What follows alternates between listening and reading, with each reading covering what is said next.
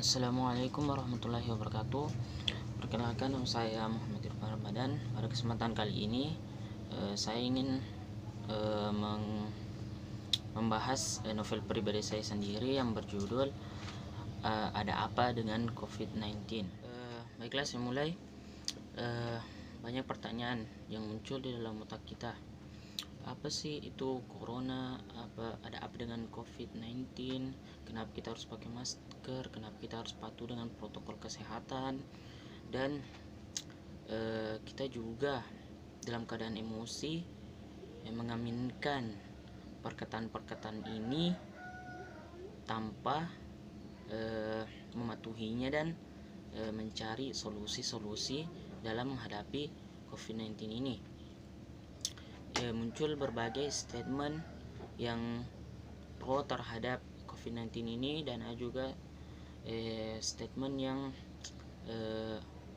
tidak pro terhadap COVID-19 ini dan menganggap COVID-19 ini hanyalah sebuah rekayasa, konspirasi dan semacamnya. Saya pribadi termasuk orang yang mendukung statement pro terhadap COVID-19 karena beberapa fakta yang saya lihat di berbagai sumber yang konkret. Saya sendiri melakukan ikhtiar, yaitu dengan menerapkan protokol kesehatan serta melakukan olahraga yang supaya menjaga imunitas tubuh kita dan terhindar dari resiko terkena COVID-19.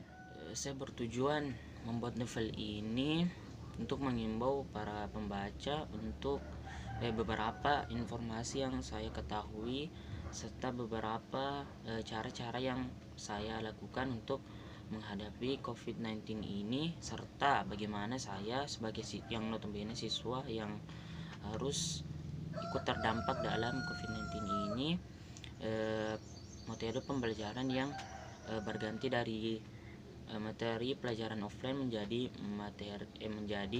metode pembelajaran daring yang sangat tidak efektif bagi 4 pelajaran terutama, yaitu fisika, kimia, biologi, serta matematika. Pada awal bulan Maret yang lalu negara kita Indonesia terkena suatu virus yang bernama COVID-19. Banyak yang menganggap virus ini sebagai ujian, banyak juga menganggapnya sebagai rekayasa dan konspirasi seperti yang saya jelaskan di atas tadi.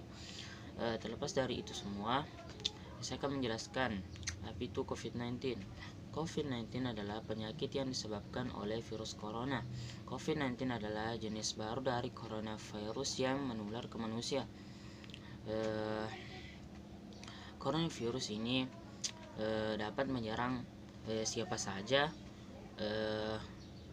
wanita, laki-laki, anak-anak, balita, lansia, tak memandang umurnya berapa.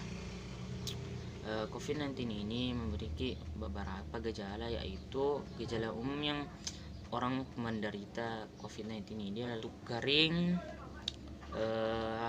demam, serta kelelahan. Sedangkan gejala serius dari COVID-19 adalah sesak napas, nyeri pada dada, serta yang paling buruk adalah kematian. Sekolah saya SMA Negeri 1 Sopeng itu pun sudah seperti layaknya kuburan karena tidak ada aktivitas yang terjadi seperti sebelum datangnya COVID-19 di Nusantara ini. Pemerintah telah berusaha untuk menanggulangi COVID-19 ini dengan menerapkan protokol kesehatan. Pada kesempatan ini saya tidak ingin menjelaskan apa itu protokol kesehatan karena pasti kita sudah mengetahuinya. Namun saya ingin memberikan motivasi kenapa kita harus mengikuti arahan pemerintah ini, yaitu menerapkan protokol kesehatan. Dalam Al-Quran surah Ar-Ra'd ayat 11, Allah berfirman yang artinya, sesungguhnya Allah tidak akan mengubah keadaan suatu kaum hingga mereka mengubah keadaannya sendiri, yang artinya kita harus merubah atau menghentikan COVID-19 ini dengan melakukan ikhtiar, yaitu itu tadi, menerapkan protokol kesehatan, yang mana saya menganggap bahwa COVID-19 ini adalah takdir yang kita dapat mengubahnya. Dan untuk pemerintah, saya mempunyai saya ingin memberikan motivasi, yaitu dalam hadis Rasulullah Shallallahu Alaihi Wasallam bersabda, setiap penyakit ada obatnya. Apabila sesuai antara obat dan penyakitnya, maka penyakit itu akan sembuh dengan izin Allah. Maka dengan bersandar dengan hadis ini, pemerintah harus lebih termotivasi, lebih semangat lagi untuk mencari vaksin dari COVID-19 ini, agar negara kita Indonesia dapat terlepas dari belenggu COVID-19 ini. Telah banyak orang yang harus kehilangan pekerjaannya, kehilangan sesuap nasi yang setiap hari harus diberikan kepada keluarganya untuk bertahan hidup, karena pemecatan dari perusahaan yang tidak dapat menggajinya lagi akibat dari merosotnya sektor ekonomi di Indonesia. Saya sebagai siswa pelajar harapan bangsa pun ikut terkena dampak dari COVID-19 ini, yang mana metode sekarang berubah menjadi metode daring yang seperti yang saya jelaskan sebelumnya itu, bahasa kasarnya agak sia-sia, karena pembelajaran dengan metode daring ini membuat kita hanya semakin malas serta hanya menyalin pekerjaan dari orang lain untuk kita kumpul kepada guru mata pelajaran, serta saya sebagai siswa merasa sangat kurang paham, terlebih dari dalam mata pelajaran fisika, kimia, biologi, serta matematika yang di pelajaran offline saja kita sangat sulit memahaminya, apalagi dengan metode daring sekarang. Kenapa kamu tadi tidak ikut dalam pembelajaran daring? Dulu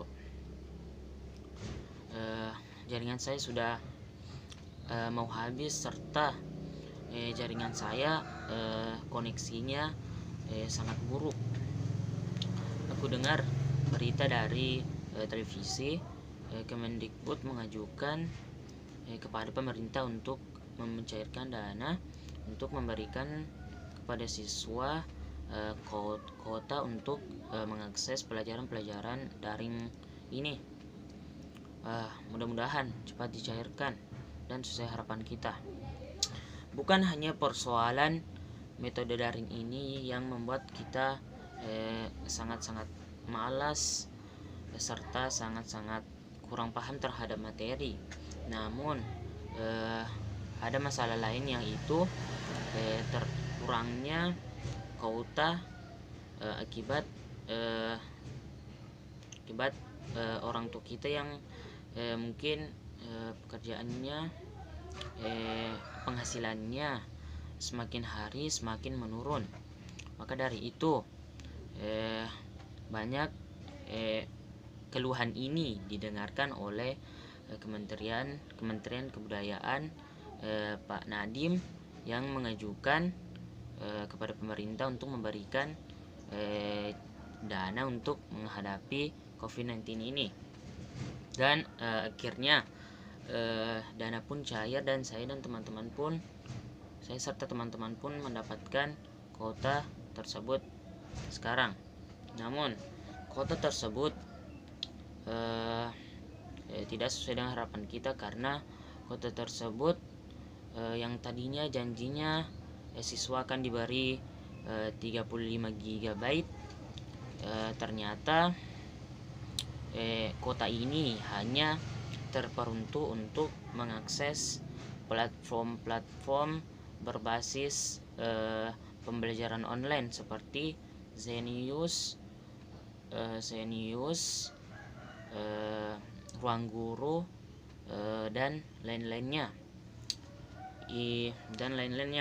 Ini yang masalah selanjutnya, bukanlah kita tidak bersyukur, namun pembelajaran daring ini kita harus memiliki berbagai macam sumber, tidak hanya sumber-sumber dalam platform pembelajaran online yang biasa, namun kita juga mencari pembelajaran ini di platform seperti YouTube serta Google, yang mana di dalam platform ini banyak sekali pengetahuan yang mana kita kan dapat memperkaya lagi ilmu kita dalam platform yang sangat kaya akan pengetahuan ini.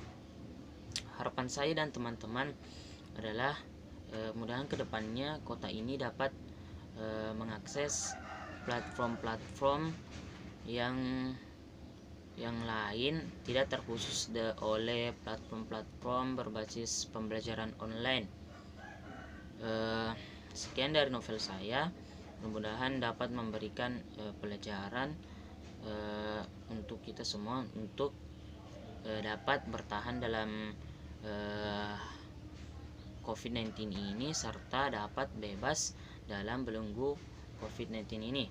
Sekian dari saya. Assalamualaikum warahmatullahi wabarakatuh.